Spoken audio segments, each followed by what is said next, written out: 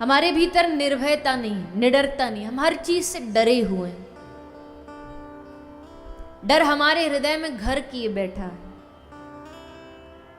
ये करेंगे तो ये नहीं हो जाए।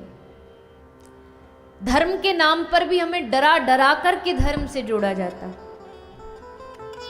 ऐसा करोगे तो नरक चले जाओगे, पाप करोगे तो ऐसा हो जाएगा, और फिर डर के हम धर्म की शरण में आते। लेकिन शास्त्र कहता है भक्त कौन?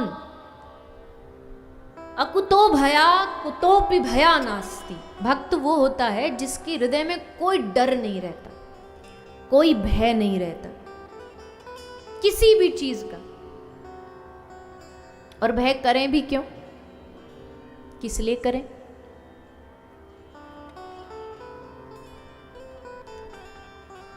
हमारे साथ हैं रघुनाथ, तो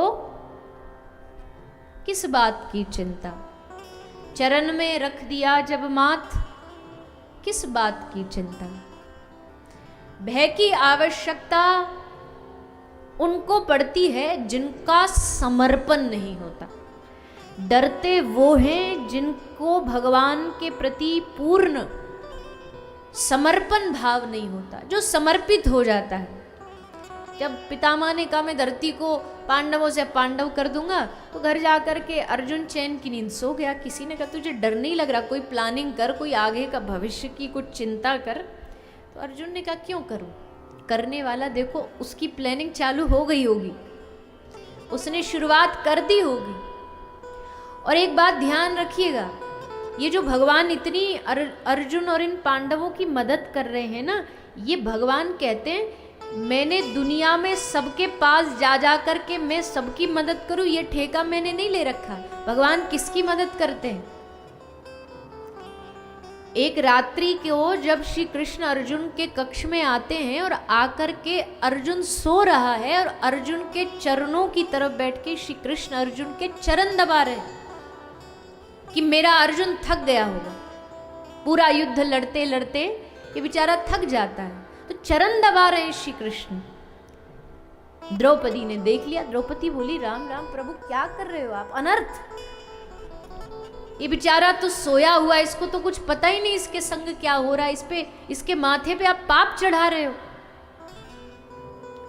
श्री कृष्ण का नहीं, मैं पाप नहीं चढ़ा रहा। देख, द्रौपदी का हाथ पकड़ा और श्री कृष्ण अर्जुन के कान मुख के पास ले गए और जाके द्रौपदी को कहा अपना कान लगा। द्रौपदी ने अर्जुन के मुख से अपना कान लगाया तो क्या सुना कि सोता सोता अर्जुन भी बोल रहा था कृष्ण कृष्ण श्री कृष्ण कृष्ण। भगवान ने कहा कि जो मेरे प्रति इतना समर्पित हो हे द्रौपदी, उसके चरण दबाना मेरे लिए कोई बड़ी बात नहीं है, मैं उसके लिए कुछ भी कर सकता हूँ। भगवान श्री कृष्ण भगवत गीता में कहते हैं जो मुझे समर्पित होता है योग क्षेमम वहाम्यहम, मैं उसके सब योग क्षेम का, दुख का, सब विपत्तियों का, सबका वहन कर लेता हूं, अपने ऊपर ले लेता हूं। सबका नहीं, जो समर्पित होता है उसका। और जब हमारे जीवन में कोई एक मालिक होता है ना, एक बड़ा प्यारा दृष्टांत दिया जाता है। एक गाय थी, उस गाय को एक बाघ खाने के लिए, शेर खाने के लिए दौड़ रहा था। तो गाय जान बचाती बचाती बेचारी भाग रही थी, शेर पीछे पीछे भाग रहा था। अब भागते भागते भागते गाय बेचारी कहाँ जाए, कहाँ छुपूं, कहाँ प्राण बचाऊं करते करते तालाब में घुस गई। तालाब कैसा था, उसमें थोड़ा सा पानी था और कीचड़ थी, दलदल था, तो दलदल में घुस गई। शेर भी पीछे पीछे घुस गया, दोनों जाके बीच में तालाब में जाके फंस गए, शेर भी गाय भी। अब गाय फंसी, शेर फंसा, और फंसे भी ऐसे कि निकले नहीं। बड़ी कोशिश, बड़ा प्रयास कर रहा है शेर निकलने की, नहीं निकल पा रहा। सुबह से सांझ हो गई। शेर ने देखा कि वो बड़ा टेंशन में, शेर को चिंता हो रही कि अब तो तू यहीं फंसा फंसा मरेगा, क्योंकि अब इतनी कोशिश करने पे भी जब तू नहीं निकला तो कैसे निकलेगा बाहर? अब तो तेरा अंत निश्चित है, यही भूखा प्यासा पड़ा पड़ा तू मर जाएगा। उसके चेहरे पे वो टेंशन दिखाई दे रही है। और गाय, गाय एकदम खुश है, प्रसन्न है, हंस रही है, मुस्कुरा रही है। तो मरता क्या नहीं करता, शेर ने सोचा इस गाय से दोस्ती कर लेता हूँ।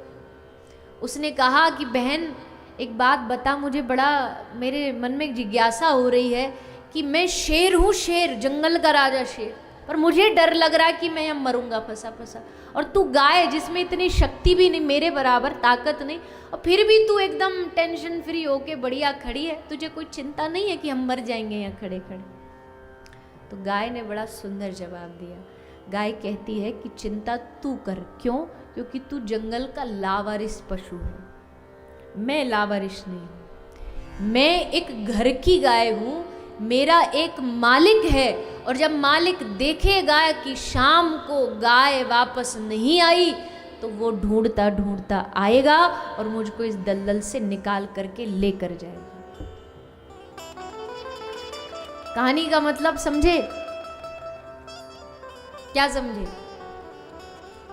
जीवन में एक ऐसा मालिक होना चाहिए, एक सबके जीवन में एक ऐसा मालिक होना चाहिए कि जब कभी लगे ना कि फंसे हुए दलदल में, तो पता हो कि वो निकालने आएगा जरूर, वो निकालेगा, वो फंसा छोड़ेगा नहीं, वो मुझे बाहर निकाल कर लेके जाएगा। वो मालिक का होना ही जीवन की सबसे बड़ी उपलब्धि। और वो मालिक संसार वालों को मत बनाना।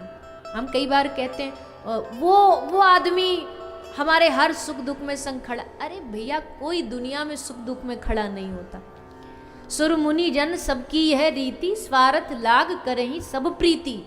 गोस्वामी जी ने ऐसे ही नहीं कह दिया, पूरा बढ़िया लंबा चौड़ा रिसर्च जीवन का करके तब ये चौपाई कही कि भैया सुर मुनि जन सबकी, ये चाहे वो देवता हो चाहे मानव हो, सबकी एक ही रीति है, सब स्वार्थ से ही एक दूसरे से प्रेम करते हैं, प्यार करते हैं। ऐसा मालिक संसार वाला मत बनाना। ऐसा मालिक बनाना, जब गजेंद्र ने सूंड से कमल तोड़ के डाला ना भगवत चरणों में, तो श्री नारायण भगवान को गरुड़ की स्पीड, गरुड़ की गति धीमी लगने लगी कि ये क्यों धीरे चल रहा है, मेरा भक्त इतना कष्ट में और ये इतने धीरे चल रहा है। भगवान ने कहा तू छोड़, और गरुड़ को छोड़ के ठाकुर जी नंगे पांव दौड़े। भगवान ने कहा तू जानबूझ के धीरे चल रहा है। गरुड़ ने कहा प्रभु, दुनिया में सबसे तेज गति है गरुड़ की, और आप कह रहे हो मैं धीमे नहीं चल रहा। पर अपने भक्त की रक्षा के लिए भगवान इतने तत्पर थे कि उनको गरुड़ की गति धीमी लगी। कोई है दुनिया में जो इतना हमारे लिए तत्पर रहता हो?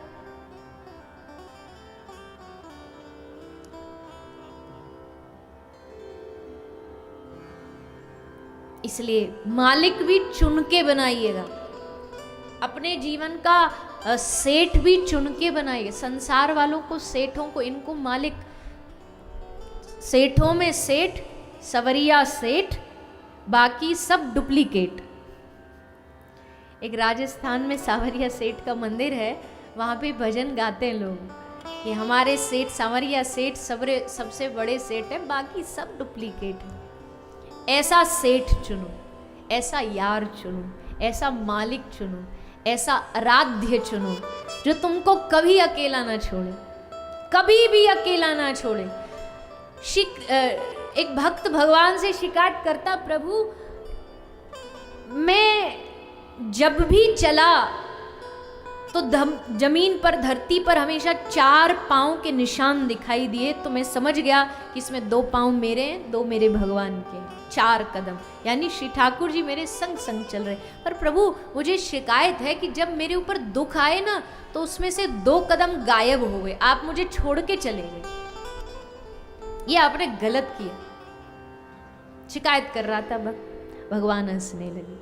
भगवान ने हंस के कहा, रे बाबरे तू सच्चाई जानता नहीं। सच्चाई जानता क्या है?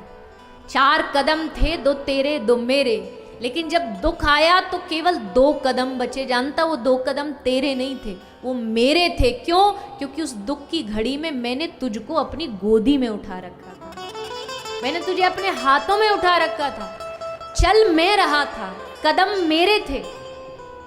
तो तू ये मत सोच कि उस विपत्ति को तूने पार कर लिया, पार कराने वाले भी श्री ठाकुर जी। बस इतनी सी बात बुद्धि में भरनी है, ये समर्पण भाव। कथा का मतलब क्या है? क्या है कथा का मतलब? मैंने पहले ही दिन कह दिया, कथा कोई मनोरंजन का साधन नहीं। कथा का बस इतना सा मतलब है कि पहले दिन आप यहाँ कोई भी भाव लेके आए हो। मैंने आपसे पूछा था, जो पहले दिन आए थे, आप क्या पुण्य लेने आए हो? आपने हाथ खड़ा किया। मैंने कहा आप गलत जगह आए हो, ये जगह पुण्यों की नहीं है। और फिर धीरे धीरे इस 7 दिन में ऐसा भाव हमारे हृदय में बैठ जाए कि एक ही बात जुबान पर हमें याद रहे, एक ही बात याद रहे कि हे नाथ तू मेरा है, मैं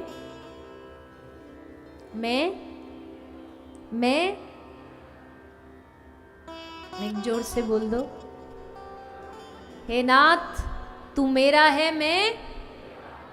मैं तेरा। यहां कंजूसी करते हो। अभी कोई पूछ लेना ये साइड में कौन बैठी, मेरी बीवी है। हमारी गलती यही है, हम ठाकुर जी को मेरा ही नहीं मानते,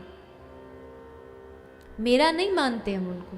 कोई अगर घर में बैठी हुई हमारे लड्डू गोपाल जी को इशारा करके पूछ लेना कौन है ये, तो 2 मिनट तो रिश्ता सोचने में ही लग जाएगा कि क्या लगते हैं ये आपके। भगवान है लड्डू गोपाल जी तो कोई भी बता दे, पर मैं ये पूछूं ये क्या लगते हैं आपके? है कोई जवाब? इंस्टेंट जवाब। अब कोई पत्नी का पूछे तो सोचोगी थोड़ी कि कौन लगती है ये हमारी, तुरंत बोलोगे पत्नी है, बच्चा है, दोस्त है, मित्र है। तो ठाकुर जी के लिए कोई पूछे तो तुरंत जवाब तुरंत होना चाहिए, क्या लगते हैं ये आपके? माता हैं, पिता हैं, भाई हैं, प्रियतम हैं, पुत्र हैं, क्या हैं आपके? अभी तक हमने भगवान को वह भगवान ही माना, इसलिए उनसे प्यार नहीं हुआ। जो लोग कहते हैं ना मन नहीं लगता भजन में, बस एक बात मुझे बता दो, अपने किसी रिश्तेदार, अपने किसी बेटा बेटी को याद करने में कभी मन लगाना पड़ा? बेटा दूर है, पढ़ने के लिए बाहर गया, उसको याद करने के लिए कभी माला लेके बैठना पड़ा कि बेटे को याद करो चलो 1 घंटे? अपने आप याद आता। क्यों? क्योंकि उनसे रिश्ता है। इस कथा से बस एक चीज सीखिएगा, ठाकुर जी से रिश्ता बनाइएगा। बनाइएगा नहीं, ये भी शब्द गलत है, रिश्ता है, उस रिश्ते को पहचानिएगा।